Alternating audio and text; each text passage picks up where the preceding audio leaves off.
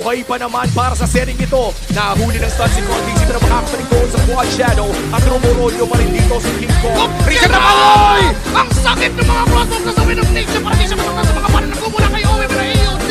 Naggamit na naman mapalayo may hard guard pa for security. Out! Muli ang Onyx!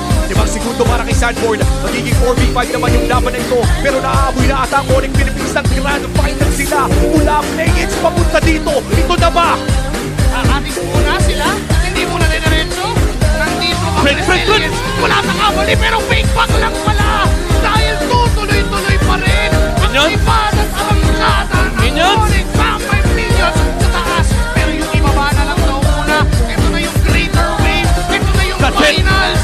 It's the Super Bam! Wait! It's the Super Bam pero it's the cavalry.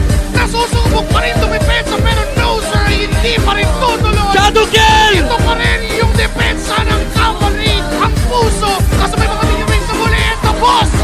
At ang kauna-unahang grand final! Carpetan, no? Kasi wala nag-ibig. Ganun mo na pa-slow. Yun yung concept. Ayan, Novaria. 1 point siya tell. Para daw sa Novaria. Pero salamat sa Tenta. Kung pwede mo na tawagin si Josephine. Josephine, what happened? Di ba kasi... Once na sumanib na yung Angela, Teka lang ha, sumusubok ha. Sumusubok ang Onyx Philippines muli na pumasok. Nandito na yung entrance Aray! na kay Kiko and the rest of the gang and Sanford. Pangtutong pa. One man down. Make it 2 dahil si JP ay delikado na si Curtis sinasaktan. Ito sa pag-crossbow na yun. Pero dahil parang Minions out. Ang takbo. too late.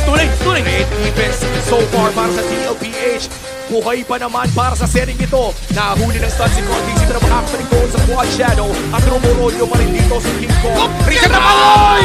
Ang sakit ng mga crossbow na sa Wind of Nature para di siya matakta sa mga panan na kumula kay Owe pero AOT. Naggamit na naman mapalayo may hard guard pa for security. Out! Muli ang Onyx!